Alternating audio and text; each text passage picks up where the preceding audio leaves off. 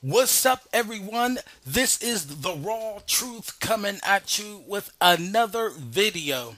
And this video, I was thinking about it.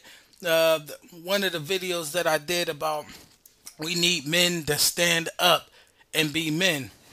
And in that video, I was telling the brothers here, that we get told a lot that we need to stand up and be men. We're told a lot that we need to step up to the plate, And I explained in that video why I believe that to be garbage, why that's nonsense, and why that's a lie. Because of the overflowing good men and decent black men that's in our communities right now. I exposed the lie, the deadbeat father. We're supposed to be deadbeat fathers. Well, there's a book called The Myth of the Missing Black Father, and that book followed up by studies in universities like Carnegie Mellon and Cornell is all saying that the black man comes in number one when it comes to taking care of his kids. I also exposed why is there 74% of homes that is fatherless. It's not because we have all these deadbeat fathers. It's because one no good man could go into a woman or many, many women as he want and have their children. I spoke of the Tennessee situation with three men having sex with 46 women, producing 78 children. How in the hell can three men have sex with all these women? So we have only a minority of men who are having sex with the vast majority of black women. And so, because I did that topic a while ago called We Need Men to Stand Up, black men, I'm doing this topic for you today. And this topic is called Men Don't Sit Down. Why did I say men don't sit down? Because we're under attack. We are under attack through the media. We're also under attack through our women. We are under attack at all kind of angles. You put us in the middle of a circle, like the pi symbol, or that one dot in the circle. We're getting it from everywhere. Now, to let you know why I'm saying men don't sit down, and I'm doing this because it's personally getting me. Why is it getting me? Because I'm gonna share a little about myself. I'm a person that's always kept my penis in my pants. I'm a person that never slept around. I'm a person that waited and I'm still waiting. It's been about 8 years now.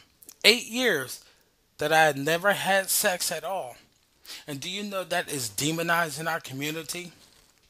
Do you know I hear all the time, oh, you can't find the hole? Do you know I hear all the time these no good men teasing me because I ain't getting no, as they say, pussy? You know I get teased a lot. Oh, your pipe's gonna bust. Oh, look, I got this woman, I got this bitch, I got this bitch, and they don't even really say woman. They say bitch a lot. I got this bitch. Oh, I got this bitch right here, and they always have all these women helping them out like crazy. And so what I begin to understand is that to to elaborate on the wannabe thug, these men represent men who have had their self esteem stripped from them, had their dignity stripped from them, had their pride stripped from them, because all they did is try to be a good man. And because they try to be a good man, they get faced with difficulties. Oh, yes, when you're a real man, you're going to get faced with difficulties. You know why you get faced with difficulties? Because the more you are getting challenged and the more difficult something is, it produces character in you.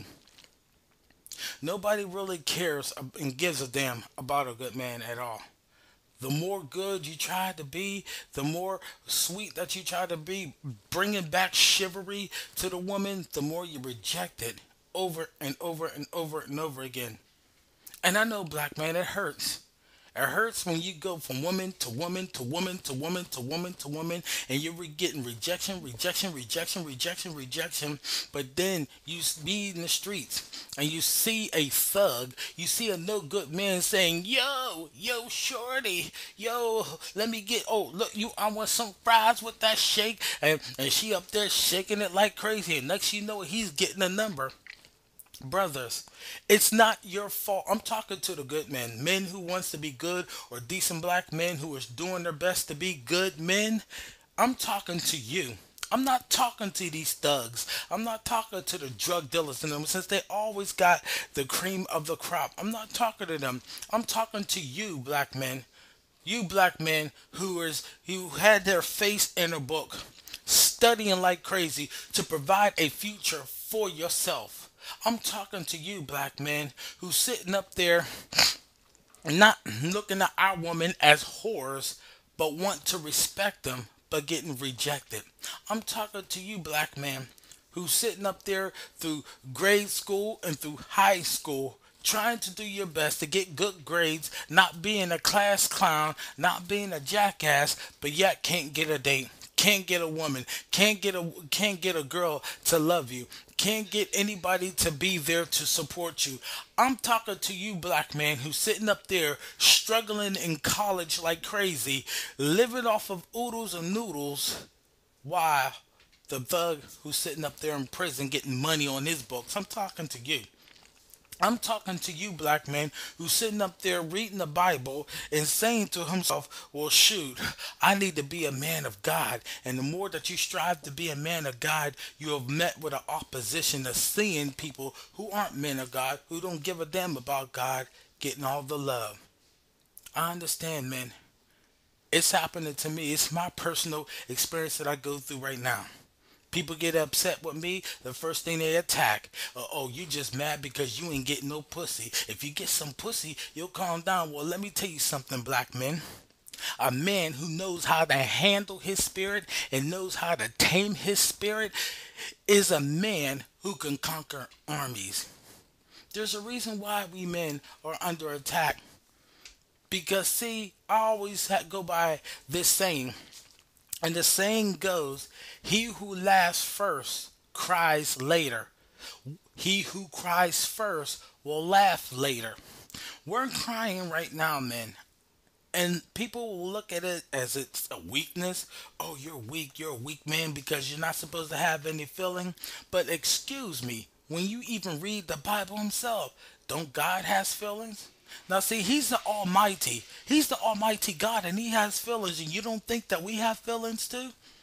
We were told as little boys that when we fall down and we bang our heads or stuff like that and get hurt, we were told, "Oh, don't cry, toughen up." No, crying is tough enough. We're crying because we want our woman to do right. We want our woman to stop being whores and stuff. But they don't want to stop it because they get so much attention. They get so much attention, and that's something that they crave.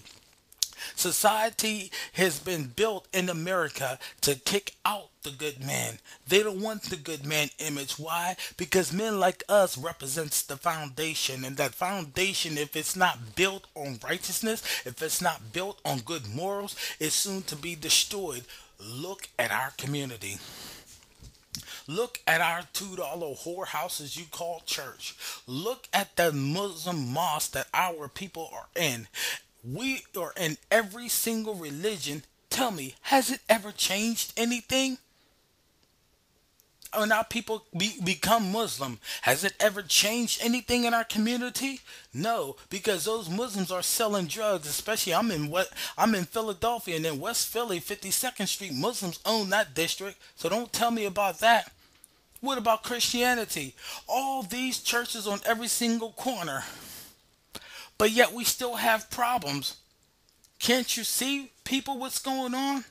So we got the religious faiths that are working against us. We got society working against us, and we got women working against us. What do I mean by women working against us? Well, it was they who said that they got white media on their side against us. So if you have a system that's against you, that means you automatically is the enemy. So black man, don't sit down. Remain standing. Remain standing. Because sooner or later, we're going to get our joy and our peace. Right now, let them play. Let them eat cake. Because sooner or later, those women who rejected you is going to come back and see you happy, and they're going to wish that they never did that. They're going to wish that they gave you the time of the day. Because what is out there, the vast majority of black women even have kids, an STD. They're broken down like crazy and broken spirit. But we're the only men out here to know how to mend them together and know how to train them to be women. So I'm coming at you because I'm feeling your pain, brothers. I felt this like crazy. I felt the pain, the agony. I felt that there was times that I just wanted to give up and sag my pants and say yo in the street just to get women to love me, but I had to check myself. I had to say to myself, I need to still be an example, even though I get my behind kicked by people, my own people. Forget about white people, Chinese people. I'm talking about my people. We are getting afflicted within our own nation.